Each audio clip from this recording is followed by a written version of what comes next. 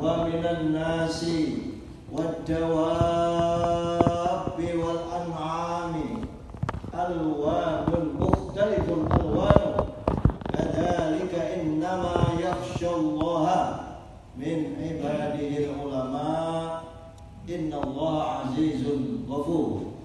وقال رسول الله صلى الله عليه وآله وسلم لا يؤمن أحدكم حتى يحب لأخيه ما يحب لنفسه.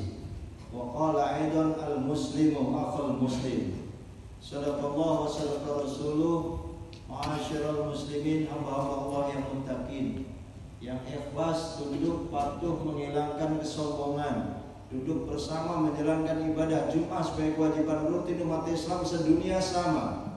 Berputar kita ke Jeddah, Mekah, Madinah, Eropa, Amerika, sama umat Islam wajib menunaikan ibadah Jumat. Rangkaian Jumat sudah kita laksanakan mulai dari semalam. Amalan-amalan sunnah yang kita rutinitaskan, insya Allah mudah-mudahan sampai hari ini amal jariah, infak fisabilillah, memakmurkan masjid yang sama-sama kita cintai ini, mudah-mudahan diridhai Allah Subhanahu wa taala, diterima menjadi amal soleh, amal sedekah yang insya Allah kita akan bawa mati nanti kelak dan tidak merugi kita yang menyesal. Mohon diberikan umur Allah Subhanahu wa taala. Amin ya rabbal alamin. Tentu bersalawat kita kepada kanjeng Nabi Muhammad SAW. Sebagai umat tentu kita berharap syafaat Rasul. Rasul itu jangankan dibandingkan kita sebagai manusia, dibandingkan dengan nabi-nabi lain aja yang lain lewat, yang lain kalah. Rasulullah itu Sayyidul Mursalin, pemimpinnya para Rasul. Sayyidul Anbiya, tuannya para nabi. Allahumma sholli ala Muhammad. Saudara yang saya muliakan, rumpun khutbah seluruh masjid sama. Ittaqullaha haqqa tuqatih, menjalankan perintah Allah dan menjauhi larangan Allah yang disimpulkan dengan takwa. Kata-kata takwa mudah mengucapkan tapi aplikasinya banyak godaan. Karena tidak semuanya orang bisa sholat Jumat, nggak semuanya orang bisa menunaikan ibadah 5 waktu, nggak semua orang bisa umroh dan haji, tidak semua orang mau membayar zakat. Saudara, istiqomah ini penting. Ketakwaan yang selalu diingatkan mimbar Jumat sesungguhnya adalah melestarikan, mengingatkan, membangkitkan, memotivasi supaya iman dan takwa kita itu makin naik, makin tambah, bukan malah makin turun. Umur-umur 50-60 ke atas, saya yakin semua di antara kita sudah istiqomah. Bagaimana kawan-kawan kita, adik-adik kita, tetangga kita, cucu dan anak-anak kita, mantu kita, sanggupkah mereka istiqomah dalam bidang ketakwaan ini? Karenanya diingatkan, taqullaha haqqa tuqatih wa la tamutunna illa wa antum muslimun. Jangan mati kecuali dalam keadaan Islam, menyerah kepada Allah Subhanahu wa taala.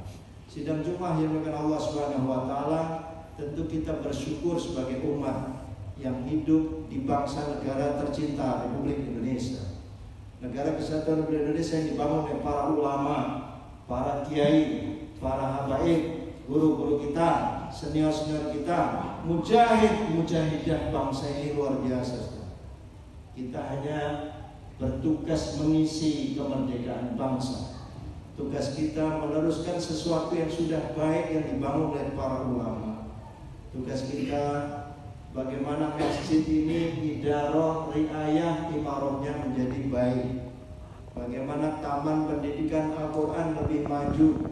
Bagaimana pondok-pondok pesantren di Indonesia yang mencetak jutaan santri itu juga memiliki kapabilitas kognitif dan juga psikomotorik, afektifnya luar biasa, lepas dari kasus satu persatu.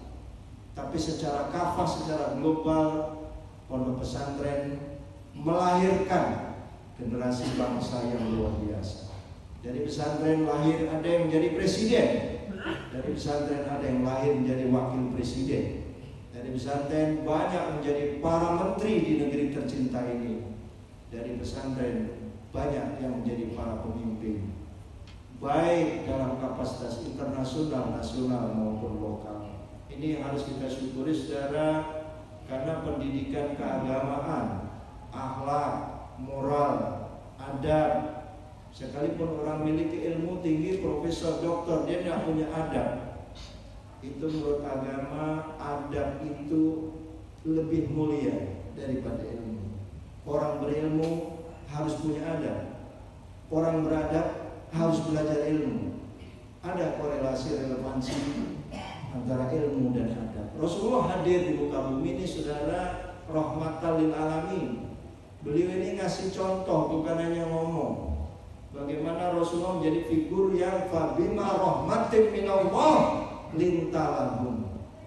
Dengan rahmat Allah, Rasulullah hadir, turun, nggak jadi orang yang keras, tapi lintalahum, layin artinya lemah lembut. Ya latif, Allah latif, untuk bina wal muslimin.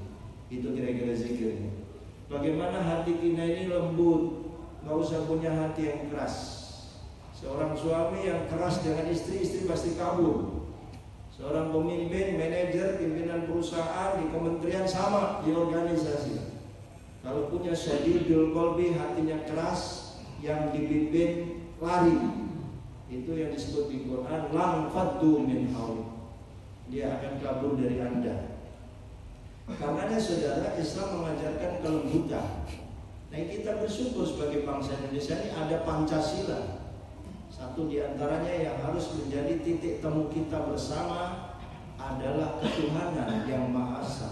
Qul huwallahu ahad. Kalau di Islam, di perspektif agama-agama lain, kita menghargai segala perbedaan. Saudara, kalau saya baca beberapa tafsir ini, ketika kita membuka surat Fatir, surat ke-35 ayat 28 yang tadi khatib sampaikan, wa minan nas, sebagian dari manusia, wad dawab, binatang yang melata, wal an'am, binatang ternak. Saya, saudara, coba ditafakuri ayat ini. Saya lama memikirkan ayat ini. Kenapa ada manusia, ada binatang melata, ada binatang ternak? Dijadikan satu ayat oleh Allah, disampaikan kepada Kanjeng Nabi Muhammad, mukhtalifun alwanu. Mukhtalif artinya ikhtilaf, berbeda, bermacam-macam jenisnya. Alwanuhu itu jamak dari launani alwan.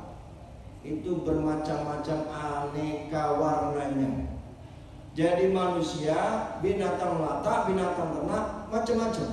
Belum kita bicara asjar. Asjar jamak dari sajarah pohon. Belum bicara fakihah, artinya buah, jamaknya fawakih, buah-buahan. Ada tomat, ada yang merah, ada yang hijau, buah ada yang cakep, ada yang kuning. Subhanallah. Begitu indahnya Allah memberikan perumpamaan antara manusia dan makhluk yang lainnya yang ternyata nggak sama. Satu masjid komplek Migas ini semuanya kepala bola hitam, wajahnya beda-beda, tingginya nggak ada yang sama, beratnya juga nggak ada yang sama. Subhanallah, alhamdulillah, Allah. Begitu mulianya Allah, innallaha azizun ghafur. Allah yang Maha Perkasa menciptakan kita semua ini, saudara, yang berbeda-beda. Dan perbedaan itu rahmat, perbedaan itu malah kasih sayang, perbedaan itu sebuah keniscayaan yang ada di bangsa dan negara kita ini. Maka hidup di negara Indonesia, jangankan Indonesia, kita ke Saudi Arabia beda-beda. Kalau saudara umroh dan haji, ketika takbir Allahu Akbar, ada yang tangannya bagaimana, ada yang berisgap, ada yang ke atas, ada yang ke bawah. Ada juga yang nggak ngangkat tangan. Bagaimana ketika mereka rukuk dan sujud? Bagaimana ketika pembacaan Quran? Ada yang dari Al-Fatihah, Alhamdulillah, ada yang basmalah, ada yang nggak pakai basmalah. Dan itu biasa. Mukhtalifun alwanu. Kalau kita lihat buah-buahan yang aneka warna biasa. Hewan juga macam-macam, ada yang hitam, ada yang kuning, ada yang putih, ada kuda, segala macam. Kenapa manusia itu dikasih perumpamaan ini supaya mikir ternyata? Saya lihat di beberapa tafsir bahwa perbedaan itu tolong dihadapi dengan sebaik-baiknya, sebijak mungkin.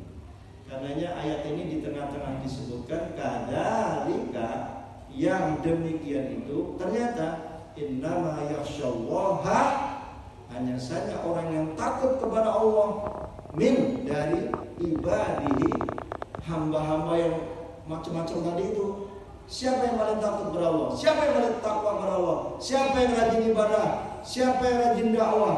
Siapa yang rajin khairun nas anfa'uhum linnas? Siapa yang pengen hablum minallah yang baik? Siapa yang hablum minallah baik? Siapa menurut Quran? Min ibadihi al-ulama, yaitulah para ulama.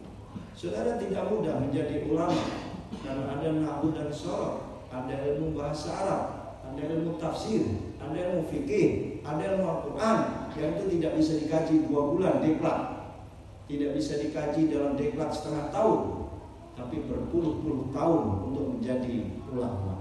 Dalam perspektif yang lain, al-ulama jamak dari alim. Alim itu orang yang ngerti. Orang yang ngerti itu alim menurut tingkatannya, menurut keahliannya. Seharusnya profesor, dokter, dia ahli di bidang kesehatan. Ada yang ahli pertanian, dia spesifik di bidang pertanian. Sepinter apapun profesor itu, ahlinya hanya di bidang itu. Orang ahli tafsir saja, dia mampu yakinnya perspektif keahliannya itu di bidang tafsir. Dia ahli fikih, spesifik di bidang fikih. Sulit ditemukan ulama yang ahli semuanya. Sulit juga ditemukan dokter yang paham semua urusan kesehatan. Maka ada dokter spesialis. Tetapi setidaknya standarisasi mereka di dokter umumnya sudah belajar tentang kesehatan secara keseluruhan. Tapi secara detail menyeluruh dan global, di sana Allah mengangkat dokter-dokter spesialis. Saudara, di bidang keilmuan ini yang tertinggi nggak ada yang merasa tinggi karena dia ahli kesehatan, bukan ahli keagamaan. Yang ahli agama bukan ahli kesehatan. Yang ahli agama bukan ahli bangunan. Maka masjid ini dikelola dengan multi profesi. Ketua Sekretaris Bendahara DKM multi profesi. Kenapa? Untuk membangun sinergitas ini, pengurus masjid nggak mungkin ulama semua, juga tidak mungkin teknokrat dan ahli bangunan pemborong semua, tapi dari berbagai dimensi. Saya baca dalam beberapa kitab, Ali bin Abi Thalib radhiyallahu anhu, sahabat Rasulullah, mengatakan, inna qiwamad dunya bi arba'ati asya. Ini dunia akan hebat, bangunan akan hebat, perusahaan akan hebat, bangsa negara akan hebat. Kalau ada 4 syaratnya, 4 ini harus ada dalam DKM. 4 ini juga harus ada di dalam struktur kabinet. 4 ini harus ada di dalam sebuah organisasi. Ideal yang 4 ini juga harus ada di masyarakat kita. Apa itu yang pertama? Berilmu ulama, dengan ilmunya para ulama.